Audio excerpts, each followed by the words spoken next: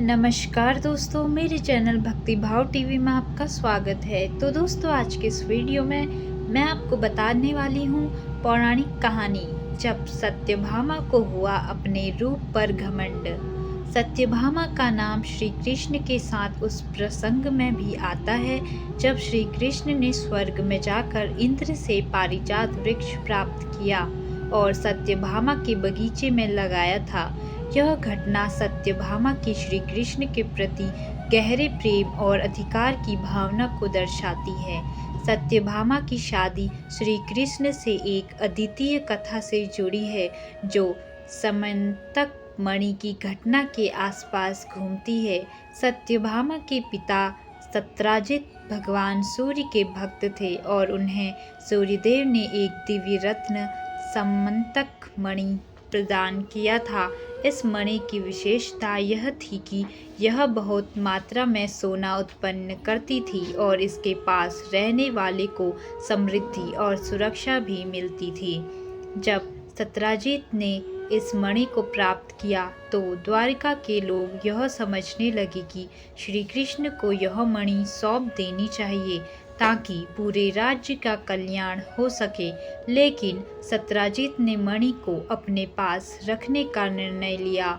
एक दिन सत्राजित ने मणि अपने भाई प्रसन्नेन को पहनने दी जो शिकार के लिए जंगल गए थे। वहां एक शेर से प्रसन्नेन को मार दिया और मणि लेकर भाग गया।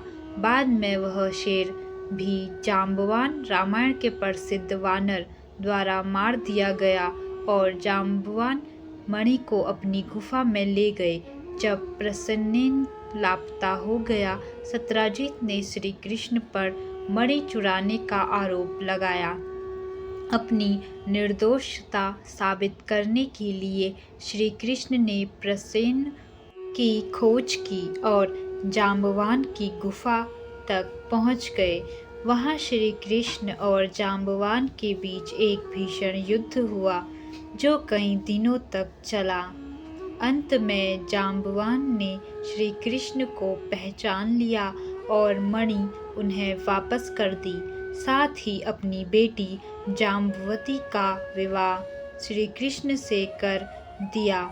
जब श्री कृष्ण मणि लेकर द्वारका लौटे तो सत्राजित ने अपनी गलती का एहसास किया और श्री कृष्ण से माफ़ी मांगी।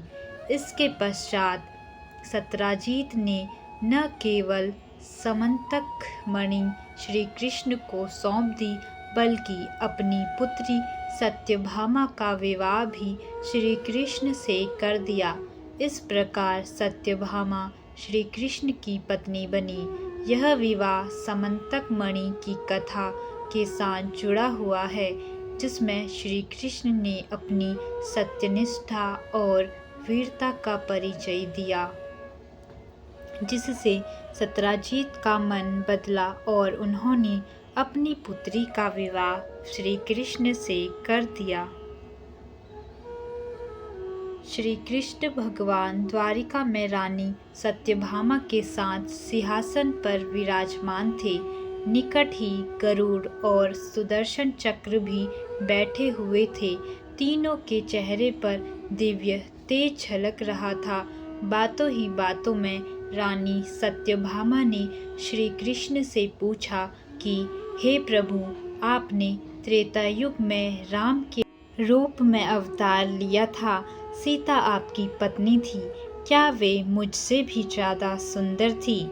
द्वारिकाधीश समझ गए कि सत्यभामा को अपने रूप का अभिमान हो गया है।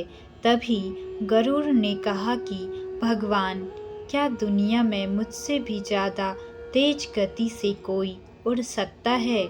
इधर सुदर्शन चक्र से भी रहा नहीं गया और वे भी कह उठे कि भगवान, मैंने बड़े बड़े युद्धों में आपको विजय श्री दिलाई है। क्या संसार में मुझसे भी शक्तिशाली कोई है? भगवान मन ही मन मुस्कुरा रहे थे। वे जान रहे थे कि उनके इन तीनों भक्तों को अहंकार हो गया है और इनका अहंकार नष्ट करने का समय आ गया है। ऐसा सोचकर उन्होंने गरुड़ से कहा कि हे गरुड़, तुम हनुमान के पास जाओ और कहना कि भगवान राम माता सीता के साथ उनकी प्रतीक्षा कर रहे हैं। गरुड़ भगवान की आज्ञा लेकर हनुमान को लाने चले गए। इधर श्री कृष्ण ने सत्यभामा से कहा कि देवी, आप सीता के रूप में तैयार हो जाएं, और स्वयं द्वारिकाधीश ने राम का रूप धारण कर लिया। मधुसूदन ने सुदर्शन चक्र को आज्ञा देते हुए कहा कि तुम महल के प्रवेश द्वार पर पहरा दो और ध्यान रहे कि मेरी आज्ञा के बिना महल में कोई प्रवेश न करे। भगवान की आज्ञा पाकर चक्र महल के प्रवेश द्वार पर तैनात हो गए। गरुड़ ने हनुमान के पास पहुंचकर कहा कि हे वानर श्रेष्ठ, भगवान राम माता सीता के साथ द्वारका में आपसे मिलने के लिए प्रतीक्षा कर रहे हैं। आप मेरे साथ चले, मैं आपको अपनी पीठ पर बैठाकर शीघ्र ही वहां ले जाऊंगा। हनुमान ने विनयपूर्वक गरुड़ से कहा, आप चलिए, मैं आता हूँ। गरुड़ ने सोचा, पता नहीं यह बुढ़ा वानर कब पहुँचेगा। खैर, मैं भगवान के पास चलता हूँ। यह सोचकर गरुड़ शीघ्रता से द्वारिका की ओर उड़े। पर यह क्या, महल में पहुंचकर गरुड़ देखते हैं कि हनुमान तो उनसे पहले ही महल में प्रभु के सामने बैठे हैं। गरुड़ का सिर लज्जा से झुक गया। तभी श्री राम ने हनुमान से कहा कि पवन पुत्र, तुम बिना आज्ञा के महल में कैसे प्रवेश कर गए? क्या तुम्हें किसी ने प्रवेश द्वार पर रोका नहीं?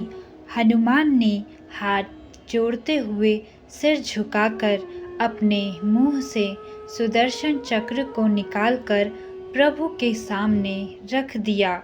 हनुमान ने कहा कि प्रभु, आपसे मिलने से मुझे इस चक्र ने रोका था, इसीलिए इसे मुंह में रख मैं आपसे मिलने आ गया, मुझे क्षमा करें। भगवान मन ही मन मुस्कुराने लगे। हनुमान ने हाथ जोड़ते हुए श्री राम से प्रश्न किया, हे प्रभु, आज आपने माता सीता के स्थान पर किस दासी को इतना सम्मान दे दिया कि वह आपके साथ सिंहासन पर विराजमान है? अब रानी सत्यभामा का अहंकार भंग होने की बारी थी। उन्हें सुंदरता का अहंकार था जो पल भर में चूर हो गया था। रानी सत्यभामा, सुदर्शन चक्र व गरुड़ जी तीनों का गर्व चूर चूर हो गया था। वे भगवान की लीला समझ रहे थे। तीनों की आंखों से आंसू बहने लगे और वे भगवान के चरणों में झुक गए। अद्भुत लीला है प्रभु की। अपने भक्तों के अहंकार को अपने भक्त द्वारा ही दूर किया। उन्होंने सार जीवन में कभी भी अहंकार नहीं करना चाहिए। जरूरी नहीं है कि आज जो आपके पास है वह कल भी होगा। अपने अंदर जरा सा भी अगर अहंकार आने लगे तो स्वयं ठाकुर जी हमसे दूर हो जाते हैं। ठाकुर जी को निस्वार्थ भक्तों की ही ज़रूरत है, अहंकारी की नहीं। तो दोस्तों, कैसी लगी आपको यह जानकारी? कमेंट करके ज़रूर बताएं। और ऐसी ही बहुत सारी कहानियों, कथाओं और जानकारियों को सुनने के लिए मेरे चैनल को सब्सक्राइब करें। धन्यवाद।